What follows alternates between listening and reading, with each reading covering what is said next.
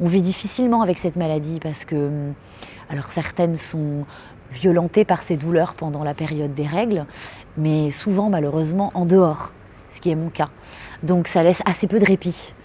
Et comme toutes les maladies qui touchent au sexe féminin, au vagin, à l'utérus, c'est des maladies dont on a du mal à parler parce qu'on se sent honteuse. L'endométriose, pour parler vulgairement, ce sont des nodules, on va dire des kystes qui sont dans l'utérus, mais pas que. On peut en avoir ailleurs dans le corps qui provoquent de très violentes douleurs et qui sont une des causes d'infertilité. Ça touche une femme sur 10. J'ai toujours eu des règles assez douloureuses, mais je n'y ai jamais prêté attention particulièrement parce qu'on nous a toujours appris que les règles douloureuses pour des femmes c'était naturel, qu'il n'y avait pas lieu de s'inquiéter. Donc je pense que j'en ai peut-être même jamais parlé à un médecin.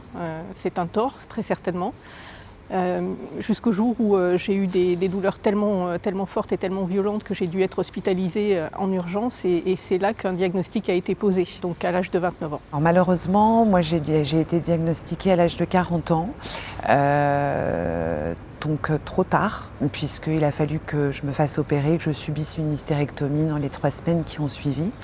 En fait, j'ai été atteinte de cette maladie depuis mon adolescence. J'ai eu plutôt une adolescence et les premières années de ma vie de jeune fille plutôt chouette, sans douleur. Et puis un beau jour, à 30 ans, va savoir pourquoi, j'ai commencé à avoir des règles très douloureuses et même des douleurs au niveau des ovaires, mais surtout à l'intérieur de l'utérus, de plus en plus violentes. L'endométriose est la première cause d'infertilité chez la femme.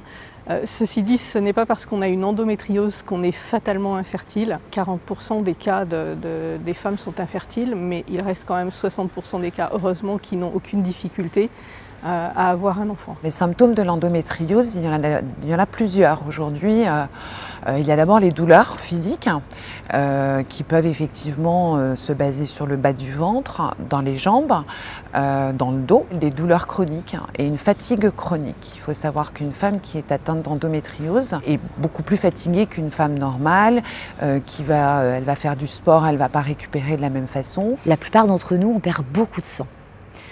C'est ça qu'il faut raconter. Donc perdre beaucoup de sang, ça fait mal, c'est gênant, et puis il y a une odeur.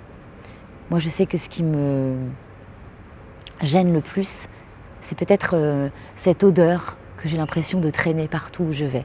C'est ça aussi la maladie. Ça touche donc la féminité, les règles, la sexualité, parce que quand on est atteint d'endométriose aujourd'hui, on a une sexualité qui est compliquée, avec de la douleur. Ce qui est un petit peu chouette, c'est que depuis quelques années, la parole se libère autour de cette maladie. Alors il faut en profiter. Aujourd'hui, ce qui est bien, c'est que vu qu'on en parle, sachez que vous n'êtes plus seul, sachez que il ne faut pas que ça soit tabou. C'est une maladie, elle n'est pas évidente à supporter, mais il y a des solutions. Et puis le plus tôt, vous allez consulter un gynéco, quand vous voyez que vous avez des règles douloureuses ou que vous perdez beaucoup de sang, le plus tôt vous allez consulter un gynéco, le plus tôt on peut espérer des solutions, des traitements.